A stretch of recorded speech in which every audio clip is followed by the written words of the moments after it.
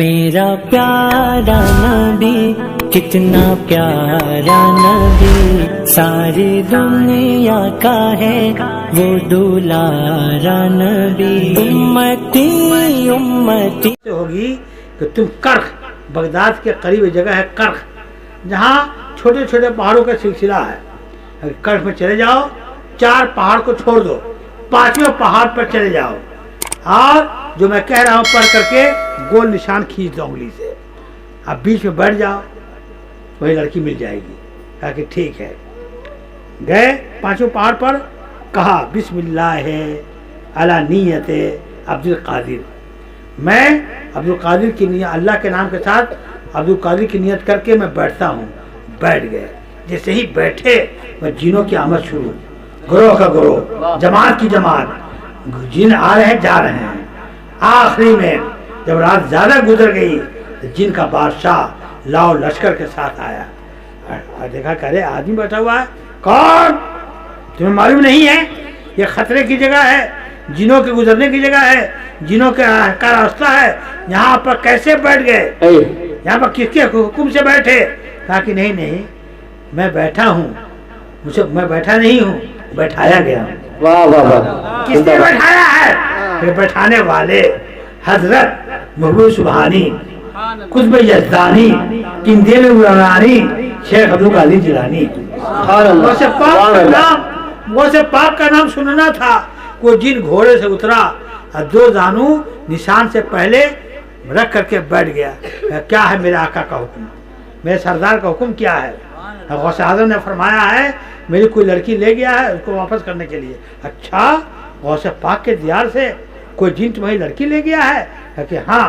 تو فوراً اپنے ساتھ والے جنوں کو کہا دیکھو وہ لڑکی اور جو جن لے گیا اس کو پکڑ کے لاؤ. چین کے جنگل سے وہ لڑکی وہ جن پکڑ کے لائے گئے. جن کا بادشاہ کھڑا ہوا، لڑکی کا حوالے کیا، لو ابو سعید اپنی لڑکی لے جاؤ. اور جن کو کھڑا کیا، کہا کہ تم غوث پاک کے دیار سے تم لڑکی لے جاتے ہو؟ نہیں جانتے ہو جیسے انسانوں کے محافظ غوث اعظم ہیں، ہم جنوں کے بھی محافظ غوث اعظم ہیں. اگر غوث اعظم کو جلال آ گیا، نگاہ غضب اٹھا دیا تو ہم سارے جن تباہ ہو جائیں گے، ہمارا نام و نشان ختم ہو جائے گا. تم نے یہ جرأت کیسے کی، یہ ہمت کیسے کی؟ تلوار اٹھائی اور سر قلم کر دیا جن کا. تو اس ابو سعید نے کہا جن کے بادشاہ سے کہ آپ لوگ غوث پاک کو اتنا مانتے ہیں کہ ماننے کی بات کرتے ہو؟ سنو، میں دنیا کے ایک کنارے میں رہوں اور غوث اعظم دنیا کے دوسرے کنارے میں رہیں، اور وہیں سے نگاہ جلال اٹھا دیں تو ہم لوگ جہاں رہیں گے وہیں جل جائیں گے، وہیں تباہ ہو جائیں گے. اے ابو سعید سن، آج سے لے کر کے قیامت تک جس گھر میں غوث اعظم کا نام ہوگا، غوث اعظم کا چرچا ہوگا، غوث اعظم کا نام لیا جائے گا، میری نسل کا قیامت تک اس گھر میں کوئی قدم نہیں رکھ سکتا ہے، کوئی پاؤں نہیں ڈال سکتا ہے. اعلیٰ حضرت فرماتے ہیں اے غوث اعظم دل پہ کندہ ہو تیرا نام کو دزد رجیم، دل پہ کندہ ہو تیرا نام کو دزد رجیم، الٹے ہی پاؤں پھرے دیکھ کے توڑا تیرا، الٹے ہی پاؤں پھرے دیکھ کے توڑا تیرا. سبحان اللہ. میرے بھائی آزما لو، غوث پاک کا نام لکھ کر کو دیکھو تو دیوار پر، شیشے پر، یا غوث اعظم المدد، یا شیخ عبد القادر جیلانی شرح اللہ، جناب غوث اعظم شاہ جیلا بہت ہی خانہ لال دائم لکھ کر دیکھو تو پھر دیکھو تمہارے گھر میں کسی لڑکی پر، کسی لڑکے پر کوئی جن آتا ہے، کوئی شیطان آتا ہے، انشاءاللہ وہ جن کا معاہدہ ہے اس گھر میں غوث اعظم کا نام لیا جائے گا، اس گھر میں ہمارے نسل کا کوئی جن قدم نہیں رکھ سکتا ہے. سبحان اللہ سبحان اللہ. یہ کتنی بڑی بات ہے، یہ کتنی بڑی وجہ ہے. تو میں آپ کو عرض کروں ایک پر درود پاک پڑھی، اللہم صلی علی سیدنا مولانا محمد صلوات و سلام علیہ رسول اللہ صلی اللہ تعالی علیہ وسلم. میرے بھائی عرض کرنا ہے کہ سرکار غوث اعظم اتنا اونچا مرتبہ، اتنا اونچا مرتبہ جیسے میرا نبی نبیوں میں ممتاز ہے، لاجواب، لیکن غوث اعظم ولیوں میں ممتاز ہیں. غوث اعظم ولیوں میں ممتاز ہیں، میرا نبی نبیوں میں ممتاز ہے، غوث اعظم ولیوں میں ممتاز ہے. آپ کو سن لیجئے، غوث اعظم کا یہ عمل ہے، ہمیشہ مزارات پر اولیاء کرام سے دعائیں لیتے تھے. دعائیں کوئی بیمار پڑ جاتا عیادت کے لیے جاتے تھے، اس کو دیکھنے کے لیے جاتے تھے. آپ کو عرض کروں غوث اعظم ماں سے اجازت لے کر کے بغداد آئے پڑھنے کے لیے. بغداد آئے پڑھنے کے لیے. بغداد شریف میں ایک امام عبداللہ تھے، ایک ابن سبا. غوث اعظم کا نیا نیا داخلہ ہوا تھا. وہاں ایک غوث تھے یعقوبہ محلے میں، جو جب چاہتے اپنے مسند پہ بیٹھ رہے تھے اور جب چاہتے غائب ہو جاتے. ایک مرتبہ تینوں نے پلاننگ کیا کہ چلا جائے زیارت کیا جائے اس غوث کی. گئے تینوں ولی کے یہاں زیارت کرنے کے لیے گئے تینوں، عبداللہ اور ابن سبا اور غوث اعظم. جب تینوں گئے تو راستے میں ابن سبا نے کہا میں تو جا رہا ہوں ملنے کے لیے. ایسا سوال کریں گے کوئی جواب ہی نہیں دے سکتے وہ غوث. اور عبداللہ نے کہا میں جا رہا ہوں سوال کروں گا اور دیکھتے کہ جواب کیا دیتے ہیں. اور غوث پاک نے فرمایا کہ نہیں، میں سوال جواب کرنے کے لیے نہیں جا رہا ہوں، میں ان کے چہرے سے فیض حاصل کرنے جا رہا ہوں. سبحان میں اللہ. ان کے چہرے سے میں برکت حاصل کرنے جا رہا ہوں. میں ان کے رخ روشن سے روشنی حاصل کرنے جا رہا ہوں. جب وہ تینوں پہنچ گئے محلے میں، دیکھا کہ وہ غوث موجود نہیں ہے. پھر دیکھا کہ نہیں موجود ہیں. تو آپ نے جلال میں فرمایا، اس غوث نے جلال میں فرمایا کہ اے ابن سقا، تم نے کیا کہا تھا کہ ہم ایسا سوال کریں گے وہ جواب نہیں دے سکیں گے. تمہارا سوال یہ ہے، جواب یہ ہے. اور سن، تم نے ایسی ہمت جرأت کی ہے، تم نے بد زبانی کی ہے غوث کی شان میں. سن، تمہارے جسم سے ہم جہنم کی آگ لپٹی ہوئی دیکھ رہے ہیں.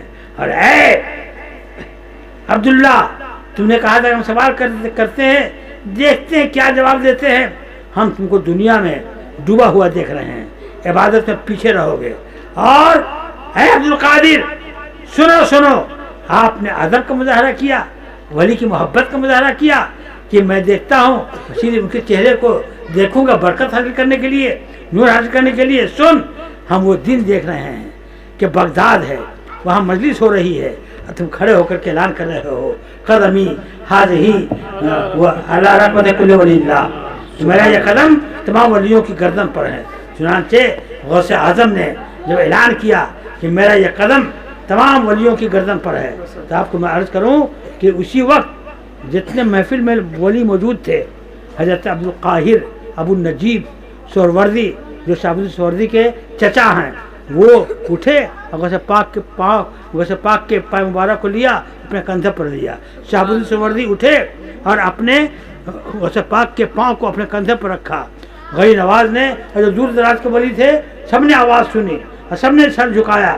غوث اعظم کی قیادت، ان کی پیشوائی کو مانا، تسلیم کیا، یہاں تک کہ میرے مفتی اعظم کی روح نے سن لیا.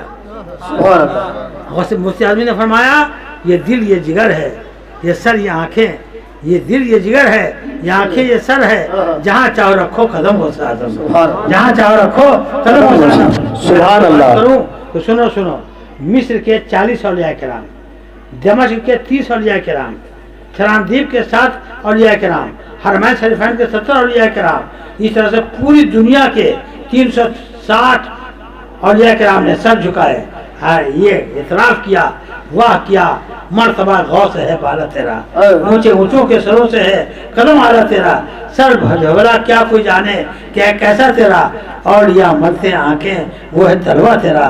میرے بھائی، یہ مبارک کے چھوٹے بھائی صدام کی شادی ہو رہی ہے. میری دعا ہے کہ اللہ اس شادی میں برکت عطا فرمائے، اور جو شادی کر کے آ رہی ہے شادی کرنے والے، ان دونوں کی زندگی کامیابی کے ساتھ گزرے، کامرانی کے ساتھ گزرے، اور ان کے گلشن حیات میں رنگ برنگ کے پھول کھلے. میاں، پہلی شادی اب دیکھنا ہے تو پہلی شادی تو آدم اور حوا ہی کی ہوئی.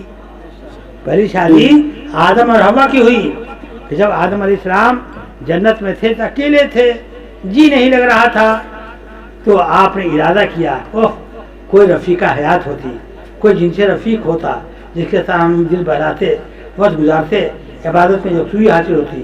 تو اب آدم علیہ السلام پر اللہ نے نیند طاری کر دیا. آدم علیہ السلام جب سو گئے، غور کیجئے گا، آدم علیہ السلام جب سو گئے تو فرشتوں کو حکم دیا کہ ان کی بائیں پسلی جو سب سے چھوٹی ہوتی ہے نکال لو، ایک عورت تیار کر دو. تو آدم علیہ السلام کی بائیں پسلی سے ہوا تیار کر دی گئی. ہوا کا ہوا اس لیے کہتے ہیں وہ حی سے پیدا ہوئی, زندہ سے پیدا ہوئی, تو بائیں پسلی سے پیدا ہوئی, اس کو سرحانے میں بیٹھ گئی. جب آدم علیہ السلام ان سے باہر ہوئے تو دیکھا کہ کوئی سرحانے میں بیٹھی ہے. نگاہ اٹھایا, دیکھا ایک حسینہ جمیلہ شکیلہ وجیہہ خاتون بیٹھی ہوئی ہے. آپ نے دونوں ہاتھ بڑھایا کہ ہم سینے سے لگا لیں بھینچے, تو فرشتے نے روکا, رکیے ایسے ہاتھ مت لگائیے, پہلے ہوا کا دین مہر ادا کر دیجیے. آدم علیہ السلام نے فرمایا اس کا دین مہر کیا ہے ہوا کا؟ کہا کہ آخری نبی محمد پر 3 مرتبہ درود پاک پڑھ دیجیے, ہوا کا دین مہر ادا ہو جائے گا. سبحان اللہ, سبحان اللہ. ہوا کا دین مہر ادا ہو جائے گا. ہوا کا دین مہر ادا کر دیا, 3 مرتبہ درود پاک پڑھ کے. اچھا یہ بتلائیے کہ اللہ تعالیٰ نے خود خطبہ پڑھا اپنے کلام سے, اور آدم اور حوا کا نکاح کر دیا, نکاح کر دیا.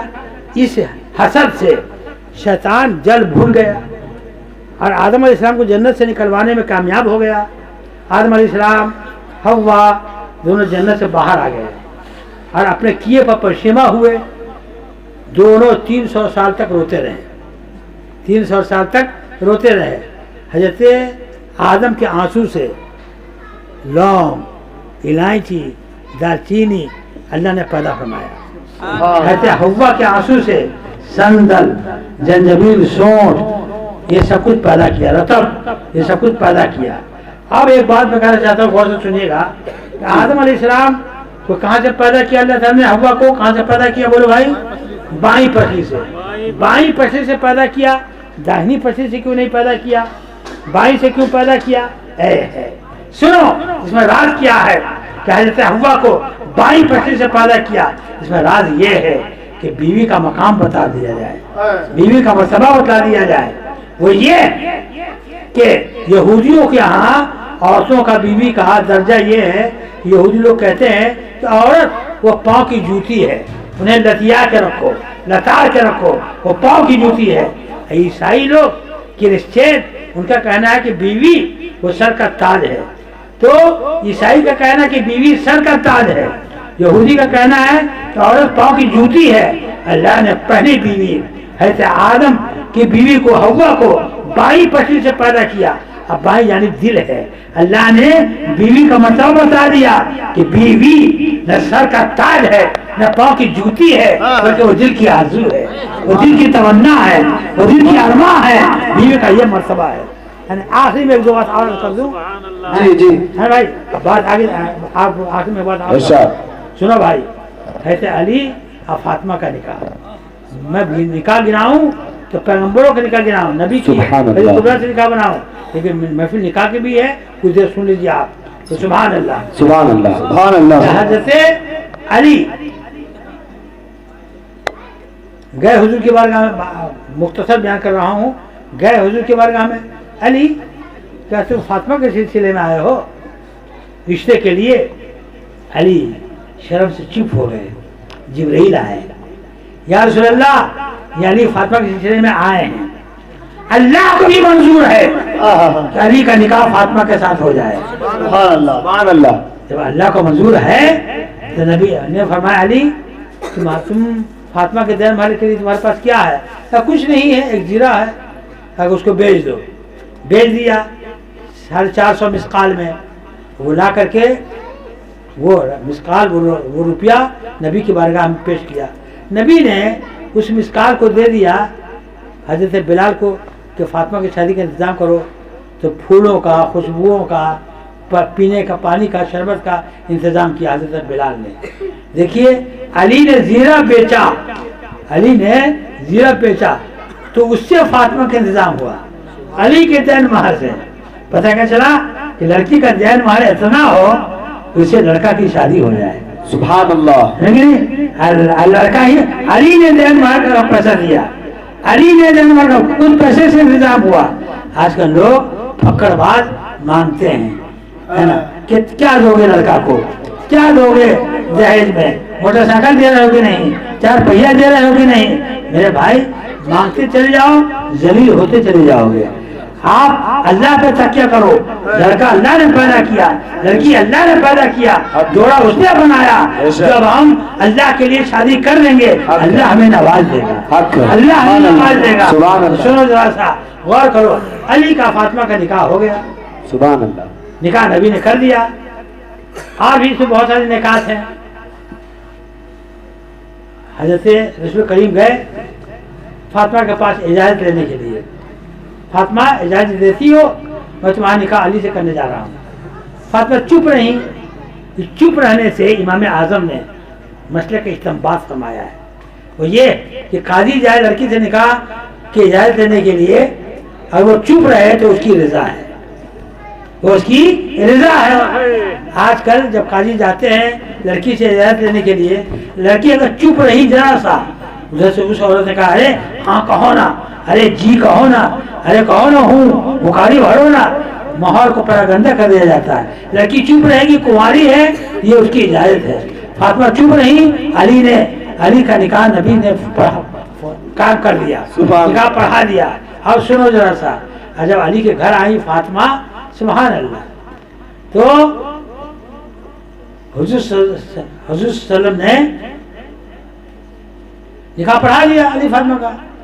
فاطمہ جب علی کے یہاں آ گئی تو یہ نہیں کہ سارا کام علی کریں یا سارا کام فاطمہ کریں. دونوں میاں بیوی میں کام طے ہو گیا. وہ یہ کہ اونٹ کو چارہ پانی, باہر کا کام علی کریں گے, اور چکی چلا کے آٹا پیسنا, روٹی بنانا, یہ آپ کا کام رہے گا. سبحان اللہ. گھر کا کام عورت کرے گی, باہر کا کام مرد کرے گا. بے شک. اور آج کل تو میں یہ دیکھ رہا ہوں کہ لڑکیاں ہی عید میں شوہر کا کپڑا پسند کرتے ہیں. یہ کپڑا آپ کو اچھا لگے گا, یہ پینٹ آپ کو اچھا لگے گا, یہ ٹوپی آپ کو اچھی لگے گی. باہر کا کام سب لڑکیاں کرتی ہیں.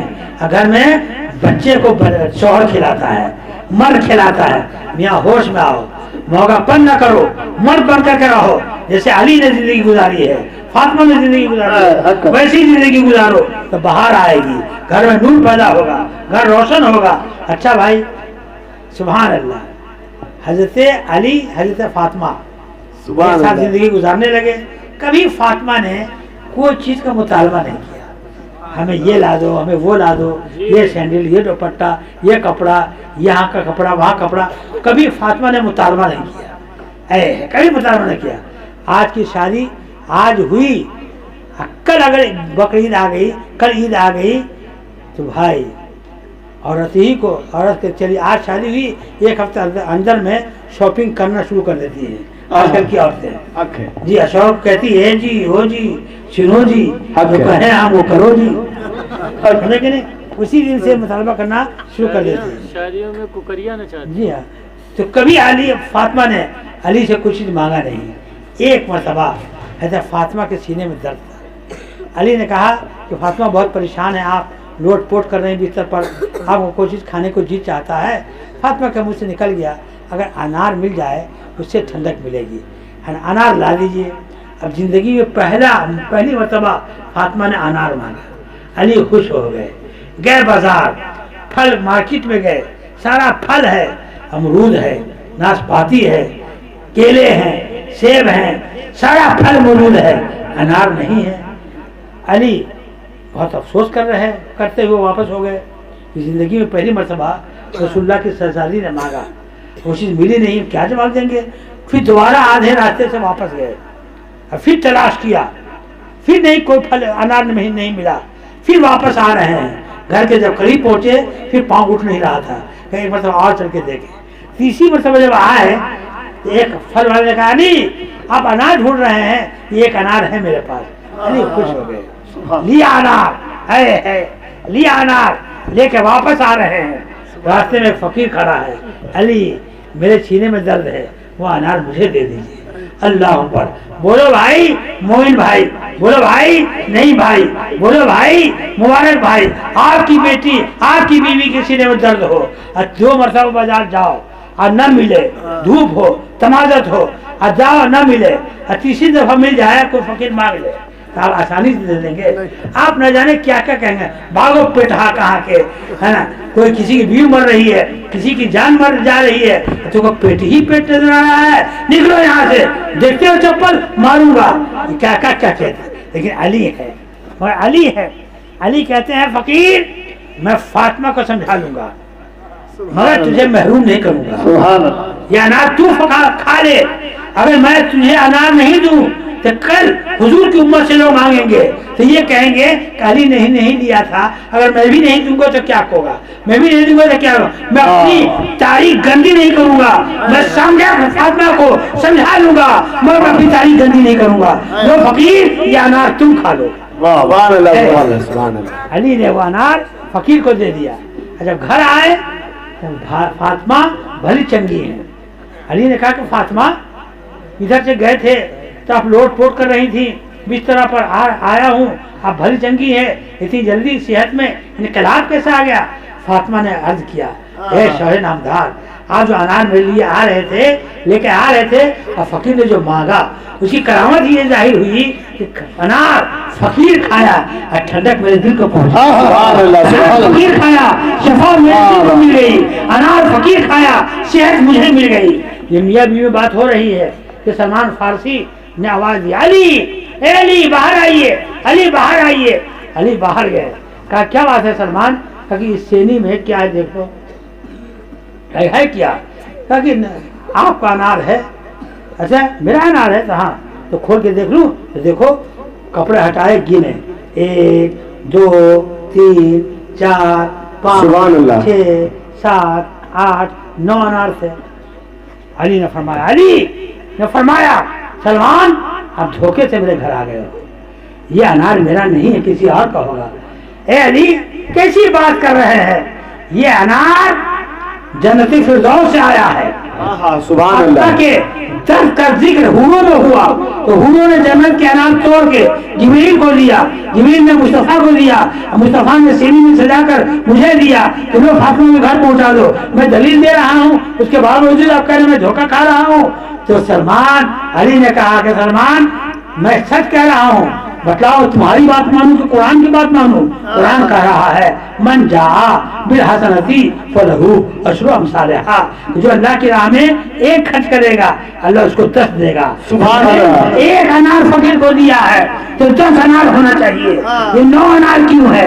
قرآن کے اعتبار سے 10 انار ہونا چاہیے۔ حضرت سلمان علی کے امتحان لینے کے لیے ایک انار کو اس آستین میں چھپا لیا تھا، نکال کے رکھ دیا کہ ہاں اب قرآن کے حساب سے میرا ہے، اب قرآن کے اعتبار سے میرا ہے۔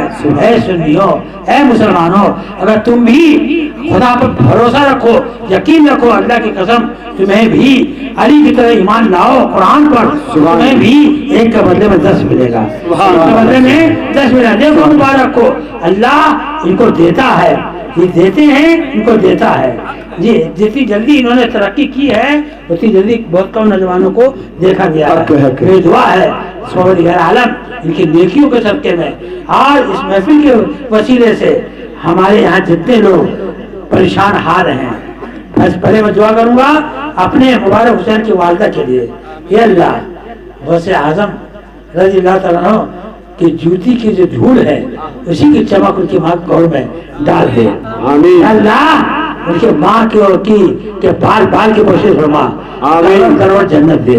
یا اللہ ان کی ماں کا برزخی دعائیں ان کے ساتھ وابستہ کر دیں۔ آمین، ہمارے مومن بھائی ہیں، نئی بھائی ہیں، وہاں گوا سے ان کی محبت سے دوڑے ہوئے آئے ہیں، ان کے کاروبار میں برکتیں عطا فرما۔ آستہ غوث اعظم کا غوث پاک نے فرمایا ہے کہ جو دعا مانگو میرا وسیلہ پیش کر دو، اللہ قبول کر لے گا، ہمیں نواز دے گا۔ یا اللہ ہم غوث اعظم کا وسیلہ، ہم غوث اعظم کے لاڈلے بیٹے حضرت سیدنا بھائی نواز کا وسیلہ، اعلیٰ حضرت کا وسیلہ پیش کرتے ہیں۔ ان برگزیدہ بندوں کو وسیلے سے سب کی بگڑی بنا دے، قسمت سنوار دے، مقدر چمکا دے۔ یا اللہ ہمارے مبارک صاحب کے بھائیوں نے غوث اعظم کی محفل کے لیے یہ کنویں، یہ لائٹ جلا رکھے ہیں۔ یا اللہ غوث پاک کی محفل کو انہوں نے روشن کیا، ان کی تقدیر کو تو روشن کر دے، قدر کو تو روشن کر دے اللہ۔ مبارک بھائی کے گھر کو بوقع نور بنا دے، اسے پاک کے انوار سے بھر دے اللہ۔ یہاں جتنے لوگ بیٹھے ہیں ہم لوگ سبھی، ہمارے سینوں میں ویسے پاک کی فیضان ڈیل دے۔ علینا البلاغ۔ السلام علیکم۔ وعلیکم السلام۔